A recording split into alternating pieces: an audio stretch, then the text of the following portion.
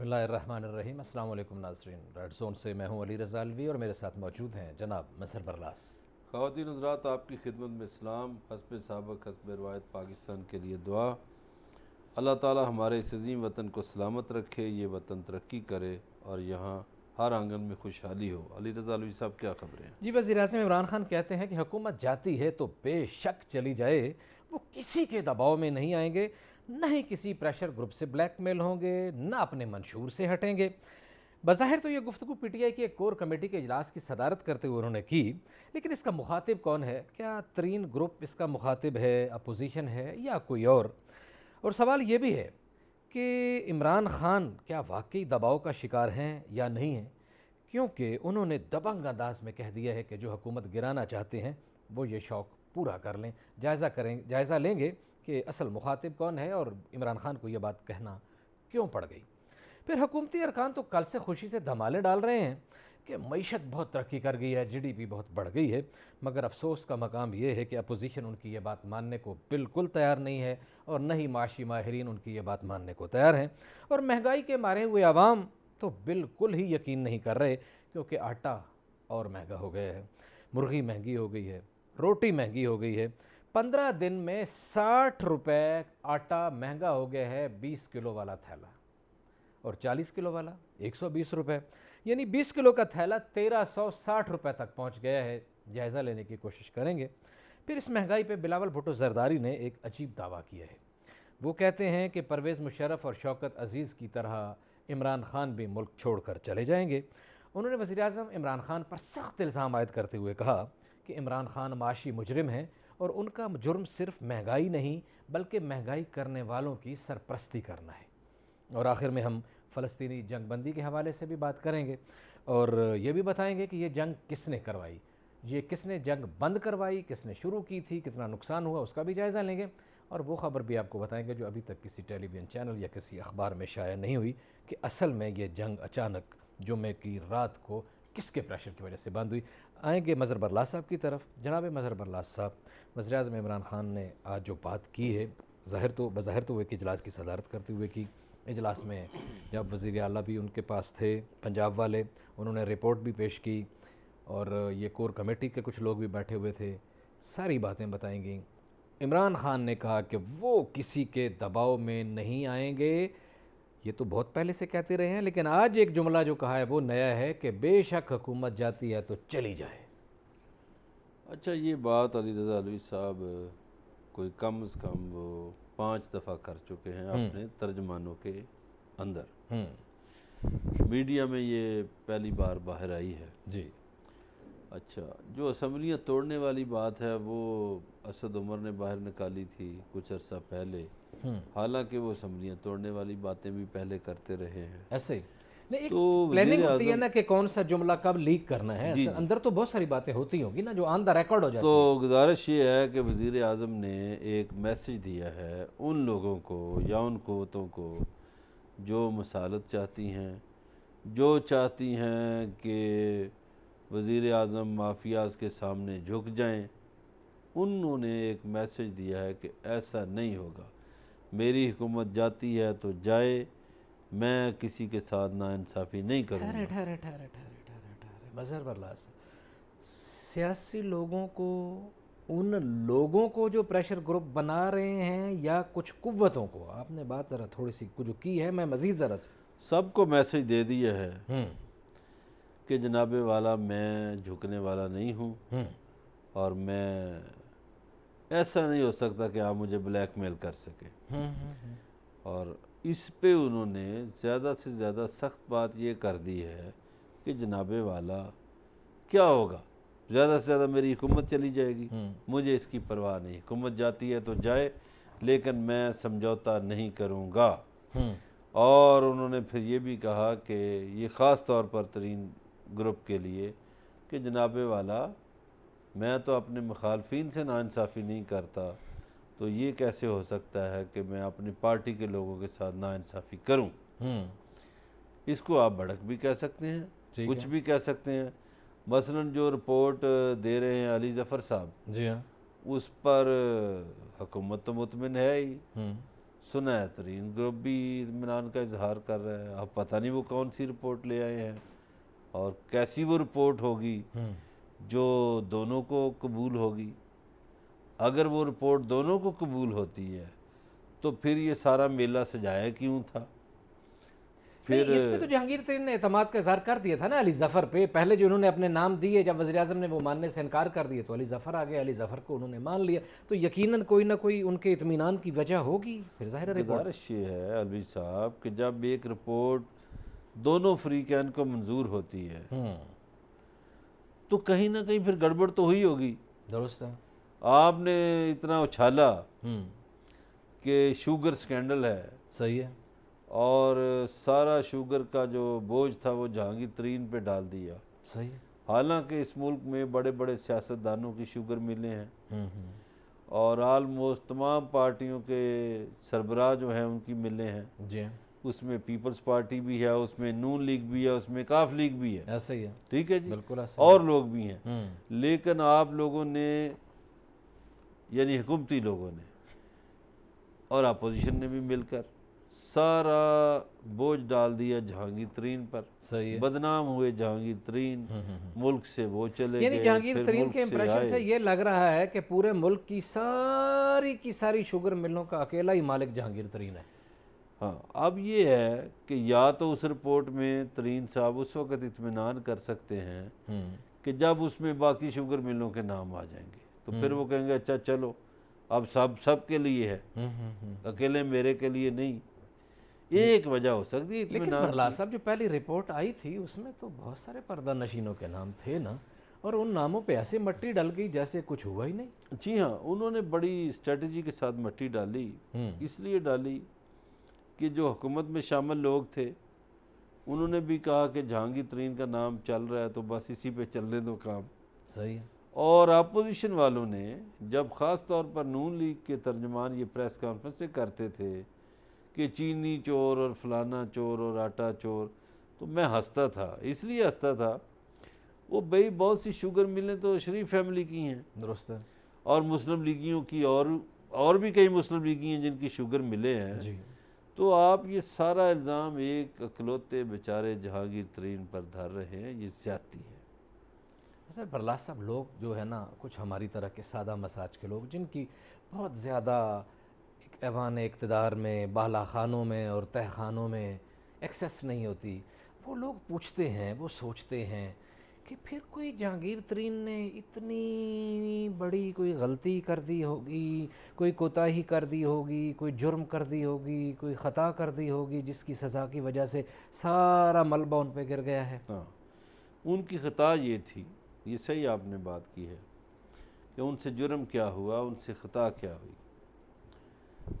جب پچھلی دفعہ خیبر پختونخوا میں صوبائی حکومت تھی تحریک انصاف کی، تو جہانگیر خان ترین نے ایک سیل بنایا ہوا تھا پیرالل، جو گورنمنٹ کی پرفارمنس چیک کرتا تھا اور جہاں تیزی کی ضرورت ہوتی تھی وہ کہتا تھا اس کو تیز کرو، یہ کیوں نہیں ہوا. ایک پوچھ گچھ کا عمل تھا. ٹھیک ہے.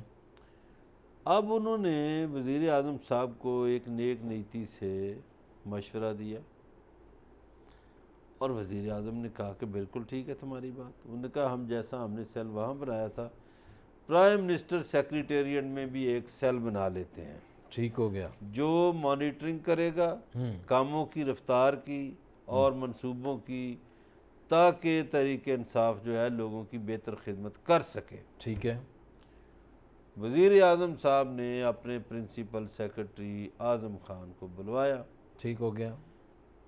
موجودگی میں جہانگیر ترین کی. ٹھیک ہے. اور وزیر اعظم نے وہ فائل تھماتے ہوئے انہیں کہا کہ بھئی اس طرح ایک سیکریٹریٹ بنائیں، اس میں ایک سیل ہوگا. ٹھیک ہے. اور جو مانیٹرنگ جیسی ہم خیبر پختونخوا میں کرتے رہے، چونکہ اعظم خان کو پتہ تھا کہ وہ وہاں چیف سیکرٹری رہے تھے. جی ہاں. اور اس سے پہلے وہیں سیکرٹری رہے تھے. ان کو پتہ تھا کہ یہ سیل کس طرح کا ہے. انہوں نے صاف انکار کر دیا وزیر اعظم کے روبرو. انہوں نے کہا یہ نہیں ہو سکتا. کیوں نہیں ہو سکتا؟ انہوں نے کہا جی یہ تو بڑے سسٹم میں گڑبڑ آ جائے گی، یہ تو بیوروکریسی کے پیرالل ایک سسٹم آپ بنا رہے ہیں. تو یہ تو نہیں ہو سکتا، یہ نہیں چل سکتا۔ جو بیوروکریسی کی ناکردہ کاریوں کو چیک کرے گا، ان سے حساب کتاب لے گا، ان سے پوچھے گا۔ یہ ہے وہ بنیادی اختلاف جس سے جہانگیر ترین کھٹکنا شروع ہوئے۔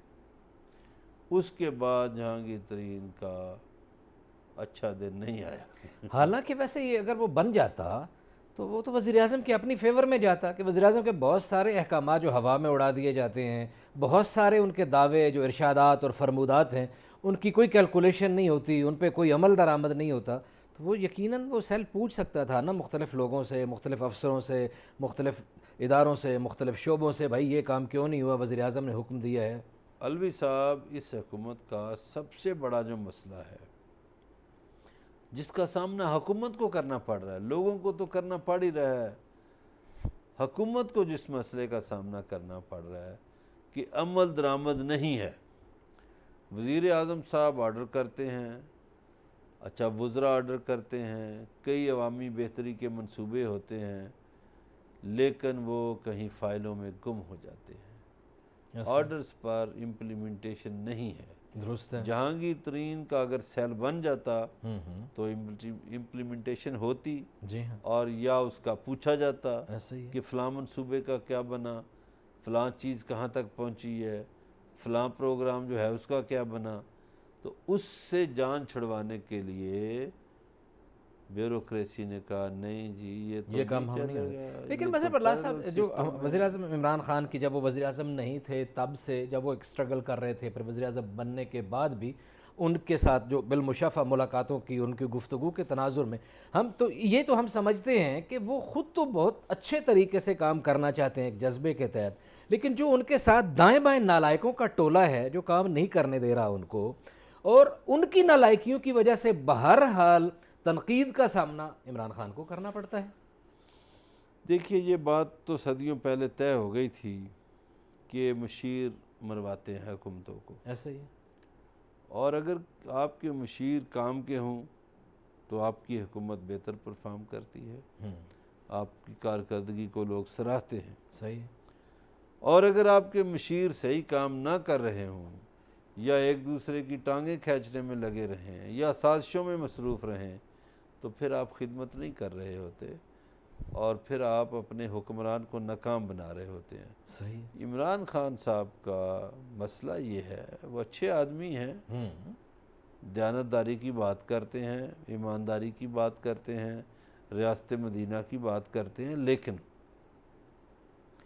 اس میں یہ ہے جیسا آپ نے اشارہ کیا دائیں بائیں کا، تو ان کے آفس میں بیٹھے ہوئے لوگ ہی ان کی عمل درآمد روک دیتے ہیں، ان کے کام پہ، ان کے حکم پہ جو بھی وہ کہتے ہیں، تو اس پر عمل درآمد نہیں رکنا چاہیے تھا۔ اگر وہ نہ رکتا تو آج پی ٹی آئی کی مقبولیت کا گراف اور ہوتا، چونکہ وہ عمل درآمد نہیں ہو رہا، پتہ نہیں وہ کیوں نہیں ہو رہا، تو اب وہ جو گراف ہے بہت نیچے ہے۔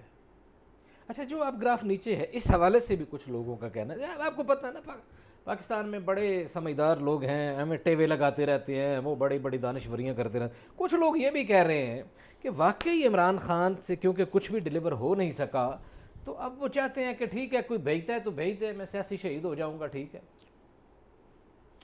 نہیں، سیاسی شہادت سے کیا ہوگا؟ دیکھیے ہر سیاستدان کو اپنا اگلا الیکشن عزیز ہوتا ہے۔ عمران خان صاحب کی عمر جو ہے وہ اس وقت 70 کے قریب ہے، اس سے دو سال 3 کم ہوگی، تو اگر 23 میں الیکشن ہوتا ہے تو یہ 70 سال کے ہو جائیں گے۔ وہ گزارش یہ ہے کہ عمر کی ایک حد تک انسان متحرک رہتا ہے، جلسے کرتا ہے، جلوس کرتا ہے، یہ بڑا مشکل کام ہے۔ صحیح۔ اور اگر خان صاحب جیسا کہ وہ دعویٰ کرتے ہیں کہ میں کپتان ہوں، میں ہارنے کے لیے میدان میں نہیں اترتا، یہ وہ بہت دفعہ کہتے ہیں، صحیح ہے۔ تو اگر انہوں نے ہار مان لی اور وہ میدان چھوڑ کر چلے گئے یا میدان چھڑوا دیا گیا تو پھر اگلے الیکشن میں وہ نہیں آ سکیں گے سامنے۔ جو کارکردگی ہے اس پر بھی کوئی ایسی حالات نظر نہیں آتے ویسے، وہ کارکردگی ایسی ہے نا، ہاں کہ صورتحال ہی کچھ ایسی ہے کہ جس میں بہرحال خوشگمانیاں ہوں بھی صحیح، تو ظاہر ہے کہ ڈیلیورنس جو ہے اس پہ بڑا مسئلہ ہے اور اس پہ بڑے مسائل ہیں۔ کیونکہ ڈیلیورنس کے ان مسائل کی نہ ہونے کی وجہ سے بہت سارے دعووں پہ عمل درآمد نہ ہونے کی وجہ سے لوگ جن مشکلات کا شکار ہیں ان کا بھی جائزہ لیں گے. ہمارے ساتھ رہیے گا, ملتے ہیں بریک کے بعد.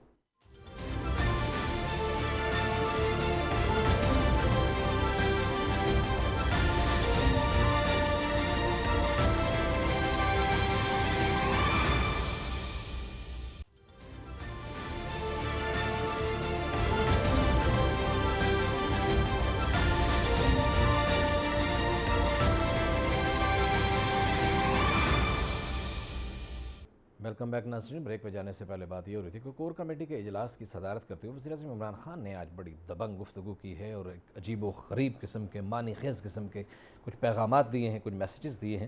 لیکن ان کی گفتگو کے جو وزن ہے اور جو بوجھ ہے اور جو شور ہے اس میں وہ میٹنگ دب گئی. جو اصل بات تھی, جس حوالے سے وہ میٹنگ تھی, کہ عثمان بزدار نے ایک رپورٹ پیش کی ہے وزیر اعظم کو اور کہا ہے کہ جہانگیر ترین جو گروپ ہے ان کے اصل مطالبات کیا ہیں.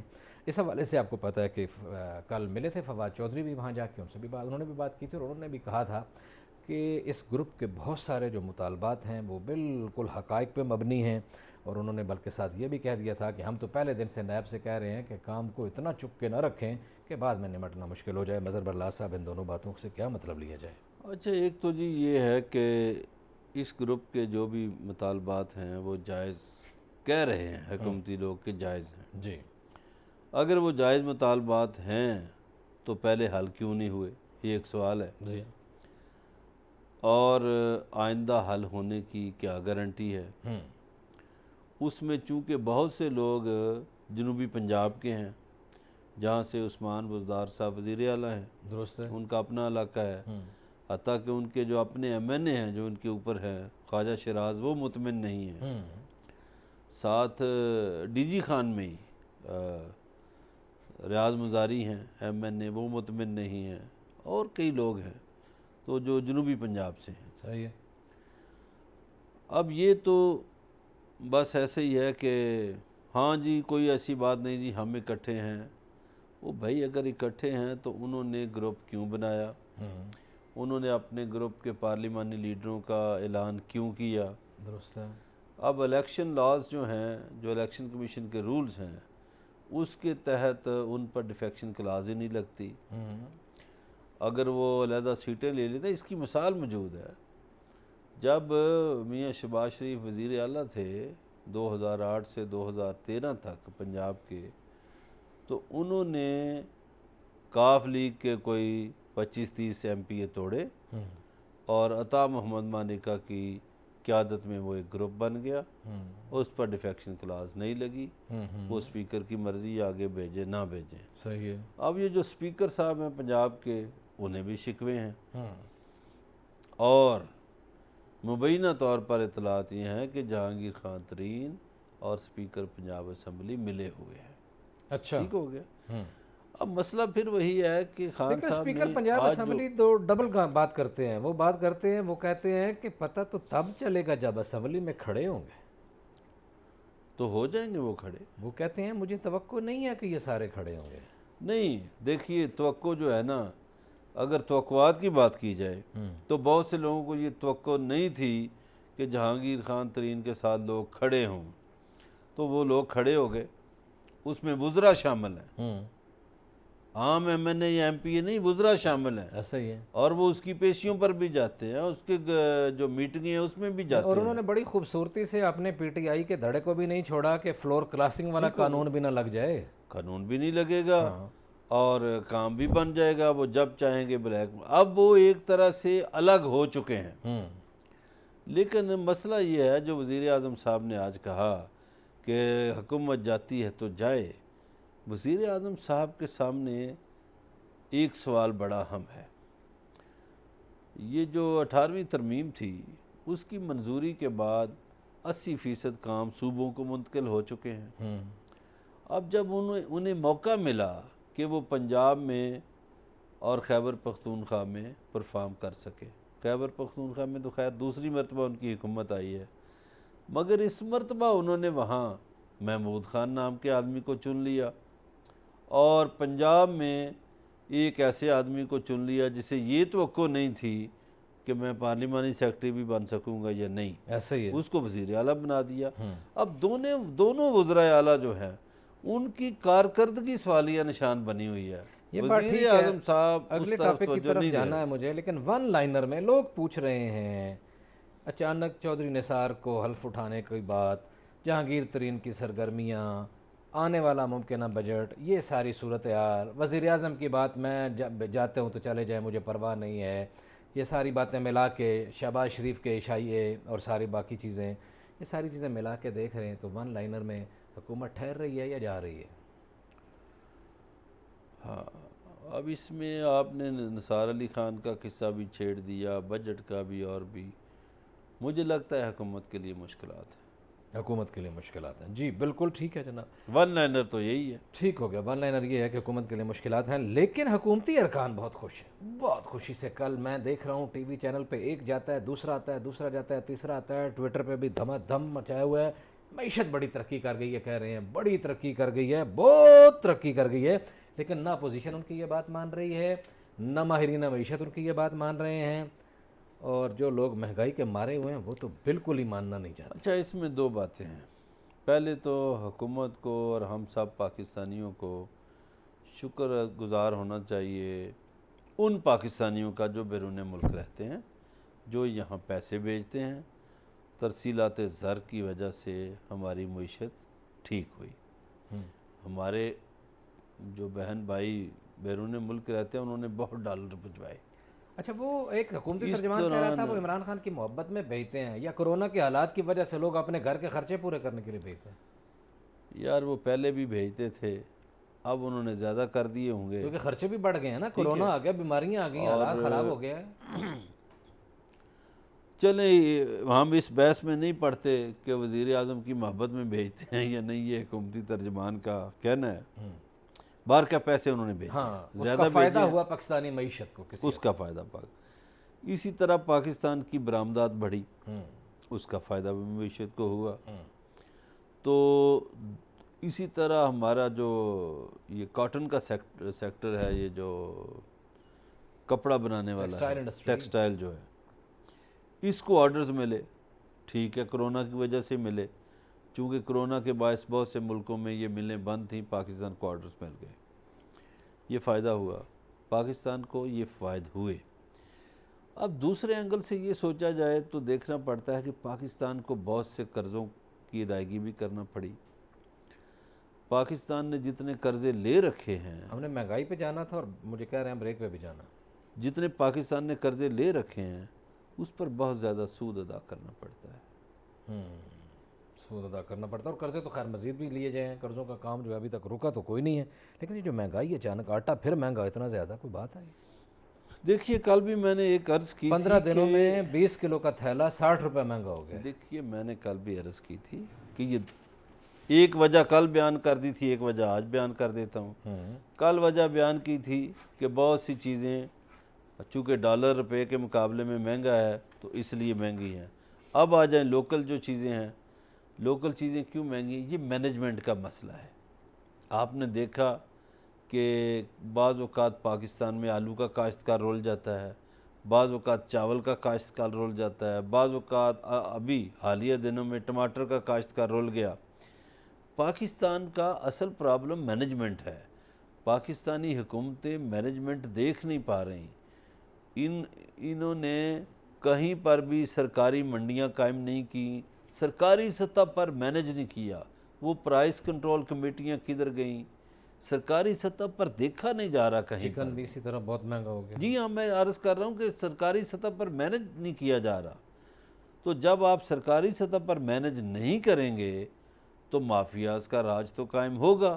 مافیاز اپنی مرضی کریں گے، اپنی مرضی کے ریٹ دیں گے۔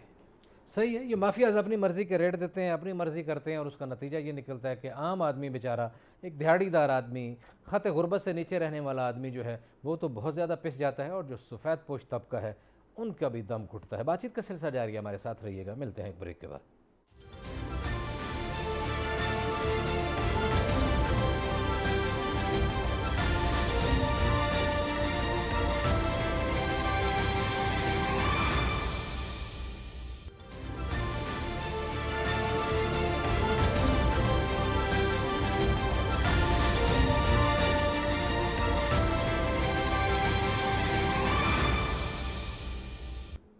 ویلکم بیک ناظرین. بریک پہ جانے سے پہلے معاشی اشاریوں کی اور زمینی حقائق کے توازن کا جائزہ لینے کی کوشش کر رہے تھے. بات کہیں مل نہیں رہی تھی, کوشش کر رہے تھے کسی نہ کسی طرح مل جائے, لیکن ملتی دکھائی نہیں دے رہی تھی. لیکن اسی حالت میں بلاول بھٹو زرداری, پاکستان پیپلز پارٹی کے لیڈر, انہوں نے ایک عجیب و غریب دعویٰ کر دیا. کہتے ہیں پرویز مشرف اور شوکت عزیز کی طرح عمران خان بھی ملک چھوڑ کے چلے جائیں گے. تو ان کی لگتا ہے تو نواز شریف کا نام نہیں لیا انہوں نے؟ بس انہوں نے جس کا نام لیا, میں نے تو اس کا نام لینا نا. اچھا بھائی, وہ آپ نے لے لیا. بلاول بھٹو زرداری صاحب, گزارش یہ ہے کہ اپنے اپنے وقت کے مطابق, اپنی اپنی مجبوریوں کے مطابق سب لوگ اس وطن کو چھوڑتے رہے ہیں اور پھر آتے رہے ہیں. اس میں آپ کے والد اور آپ کی والدہ بھی شامل رہے ہیں, میاں نواز شریف بھی شامل رہے, شہباز شریف بھی شامل رہے, شوکت عزیز بھی چلے گئے. شوکت عزیز تو خیر آئے جانے کے لیے تھے. شوکت عزیز اور معین قریشی تو ویسے ہی مہربانی فرمانے آئے تھے نا وہ پاکستان ویسے کی ہی قوم پر, اور حوالوں سے آئے تھے. پرویز مشرف بھی چلے گئے, علاج کے لیے گئے یا جس کے لیے بھی. یہ علاج تو بہانہ ہی ہوتا ہے خیر سب کا. تو اس میں اس امام میں کوئی ایسا نہیں ہے کہ جس کا نام آپ نہ لے سکے. ساری پارٹیوں سے لوگ گئے ہیں. چلیں ٹھیک ہے, سمام میں سارے ایک ہی جیسے ہیں. لیکن انہوں نے اگلا جملہ بولا, وہ فرماتے ہیں, ایک سخت الزام لگائے. وہ کہتے ہیں کہ وزیر اعظم عمران خان معاشی مجرم ہیں, اور ان کا جرم یہ نہیں کہ انہوں نے ملک میں مہنگائی کی ہے, ان کا جرم یہ ہے کہ وہ مہنگائی کرنے والوں کے سرپرست ہیں. پتہ نہیں اب اچھا سچ کا جی, میں یہ تو نہیں کہہ سکتا کہ وہ مہنگائی کرنے والوں کے سرپرست ہیں. اپنے تئیں وہ کوشش تو کر دیں مہنگائی کم کرنے کی. ابھی تک جو میری سمجھ میں آیا ہے, عمران خان نے نوجوانوں کو امید دلائی تھی, وہ امید ٹوٹتی جا رہی ہے. اللہ, اور امیدیں ٹوٹنا بہت تکلیف دہ ہوتا ہے. وہ نوجوانوں کی جو امید ہے نا وہ ٹوٹتی جا رہی ہے. باقی مہنگائی وہ ہم بات کریں گے تو پی ٹی آئی کے لوگ لے آئیں گے کہ پیپلز پارٹی کے دور میں اتنی ہوئی, وہ ریشو نکال کے لے آئیں گے. تو مہنگائی ہر دور میں ہوئی ہے. پاکستان میں جیسا میں نے ابھی بریک سے پہلے عرض کر رہا تھا نا, کہ پاکستان میں یہ مینجمنٹ کا سارا قصور ہے. دنیا کے کئی ملکوں کو آپ بھی جانتے ہیں, میں بھی جانتا ہوں, جہاں 30 سال پہلے بھی روٹی کا وہی ریٹ تھا جو آج ہے. لیکن پاکستان میں 30 سال میں روٹی کا ریٹ کہاں سے کہیں اور دور چلا گیا. مینجمنٹ یہ ہوتی ہے کہ خوراک جو ہے, بیسک جو چیزیں ہیں وہ مہنگی نہ ہو, باقی چیزوں کا معاملہ جو ہے تو کھانے پینے کی اشیاء مہنگی نہ ہو. ہمارے ہاں ایسا کوئی سلسلہ نہیں ہے. تو یہ حکومتوں کا قصور ہے, ایسے کسی اور کا نہیں. بالکل سے یہ حکمرانوں کا قصور ہے. اگر آپ اس میں صرف پی ٹی آئی کو ذمہ دار قرار دیں تو یہ بھی غلط ہے. یہ ایک تسلسل ہے, ایک تسلسل ہے. اصل مسئلہ یہ ہے جی, مظہر اللہ صاحب, پی ٹی آئی ہو, پیپلز پارٹی ہو, مسلم لیگ, نون ہو, کاف ہو, جیم ہو, شین ہو, ہمیں اس سے نہیں لینا دینا. اصل معاملہ یہ ہے کہ ایک عام آدمی کی زندگی جو ہے وہ مشکل سے دو چار رہی ہے, اور ابھی مزید اس کی مشکلات دیکھیے, یہ بڑھتی جو چلی جا رہی ہے. جمہوریت ہے پچھلے 35-40 سال سے عوام کی زندگی مسلسل تنگ ہوتی جا رہی ہے. یہ بات ہے. چلیں اگلی خبر کی طرف بڑھنا ہے. فلسطین کی جنگ بندی ہو گئی اور وہاں اب صورتحال کچھ نسبتاً بہتر ہے. غزہ میں کچھ امداد پہنچانی شروع کر دی گئی ہے. اس پہ ذرا گفتگو فرمائیے. اچھا جناب, وہ خبر تو آپ دیں گے, لیکن ہمارے پاس جو انٹرنیشنل فورمز کی خبریں ہیں اس میں ایک تو پاکستانی قوم کی طرف سے, فلسطینی قوم کی طرف سے, اور دنیا کے آزادی پسندوں کی طرف سے پاکستان کے وزیر خارجہ جو ہے شاہ محمود قریشی, ان کے موقف کو بہت سراہا جا رہا ہے. ٹھیک ہے. انہوں نے سلامتی کونسل کو بھی ناانصافی کا ادارہ کہہ دیا, اقوام متحدہ کو بھی, اور خوب لتے لیے ان کے. ٹھیک ہے. اور کہا یہ جا رہا ہے کہ اس کی جو جنگ بندی ہے اس میں پاکستان کا اور مصر کا بنیادی کردار ہے. ٹھیک ہے. پاکستان تو تھا فلسطینیوں کی طرف سے, ٹھیک ہے, تو دوسری طرف سے مصر رابطے میں تھا اسرائیل اور امریکیوں کے ساتھ. یہ بات ہے. بالکل صحیح ہے. پاکستان اور مصر نے ایک سفارتی سطح پر اپنا بڑا زبردست کردار ادا کیا, لیکن دوسری طرف بیک چینل ڈپلومیسی میں ایک بہت بڑا کام یہ ہوا کہ روس کے نائب وزیر خارجہ بوگڈانو میخائیل لیونیڈووچ نے ماسکو میں اسرائیلی سفیر الیگزینڈر بنزیوی سے ملاقات کی, اور انہیں ملاقات کر کے اچھے طریقے سے بڑی سختی کے ساتھ ولادیمیر پیوٹن کی چتاونی دی. ان کو دھمکی کے انداز میں کہا کہ اگر جمعے کی شام تک, جمعے کی رات تک یہ جنگ بندی نہ ہوئی اور جمعے والے دن دوبارہ غزہ پر حملے ہوئے اور اسی طرح کا ڈیمیج ہوا تو پھر آپ اپنے نتائج کے خود ذمہ دار ہوں گے۔ اور انہوں نے ان کو یہ بھی کہا کہ یہ غیر مشروط طور پر یک طرفہ جنگ بندی کا اعلان کیا جائے، اور اس کے بعد یہ بہرحال ایک جنگ بندی ہوئی۔ سفارتی سطح پر جو تعلقات ہر کوئی کر رہا تھا وہ کر رہے تھے۔ ایک طرفہ طور پر تو نہیں ہوئی نا، دونوں نے کی۔ دوسرا، جمعے کے دن جب مسلمان نماز جمعہ کے لیے گئے اور خوشی کا اظہار کر رہے تھے، انہوں نے پھر بمباری کی۔ انہوں نے اس مسجد اقصیٰ میں بھی وہاں وہ سلسلہ گڑبڑ کیا، وہ بمباری اس انداز میں نہیں ہوئی، رپورٹ ہوئی ہے، اس کو بعد ہم نے ری چیک کیا کہ وہ انہوں نے جس طرح پہلے وہ مسجد اقصیٰ میں فائرنگ وغیرہ والا چکر چلایا تھا اس پہ انہوں نے اس طرح کا تشدد کیا ہے، لیکن وہ جس طرح بمباری کر رہے تھے جہازوں کے ذریعے اس کام کو انہوں نے روک دیا، بہرحال جو بھی ہے۔ اور پھر اس کے بعد ایک طرح جو حماس کی طرف سے جشن فتح منایا گیا، اسماعیل ہانیہ کی طرف سے کہا گیا کہ اسماعیل انہوں نے جو ایک کہا کہ ایک حماس اس قابل ہو گئی ہے کہ وہ ایک اسرائیل کا مقابلہ کر سکتی ہے، جنگ لڑ رہی ہے۔ کہ جو نقصان فلسطینیوں کا ہوا ہے وہ نقصان کون پورا کرے گا؟ وہ نقصان اصل میں پورا ہونا چاہیے، اور وہ نقصان بہرحال انہی نے ہی پورا کرنا ہے جنہوں نے نقصان کیا ہے۔ اور آپ کو پتہ ہے عراق میں بھی اور افغانستان میں بھی اور دنیا کے دیگر ملکوں میں بھی یہ پہلے نقصان کرتے ہیں، عمارتیں تباہ کرتے ہیں، بندے مارتے ہیں، اور آخر میں جا کے کہتے ہیں کہ اب تعمیر نو شروع کی جائے، اور اس میں بھی اپنے ٹیکے، اور اس میں پھر اپنے مال کماتے ہیں، اپنا جو ہے اپنا سلسلہ جو ہے وہ مضبوط کرتے ہیں، اپنی ان کی پسلیاں زیادہ مضبوط ہو جاتی ہیں، اور یہی سلسلہ چلتا ہے۔ اور امت مسلمہ بہرحال وہیں کی وہیں کھڑی رہتی ہے۔ OIC نے بھی جتنا کام کیا وہ بھی سب کے سامنے ہے کہ بڑی مہربانی، انہوں نے تھوڑی سی ایک قرارداد مذمت لیکن قطر والے کو داد دینی پڑے گی۔ ہاں جی، اس نے ایک تو اسرائیل کا سفیر نکالا، ایسے ہی دوسرا انہوں نے $50 ملین کا اعلان کیا۔ بہرحال اس مظلوموں کے ساتھ جو بھی کھڑا ہوا ہے، جس انداز سے بھی کھڑا ہوا ہے، وہ بالکل خراج تحسین کا مستحق ہے۔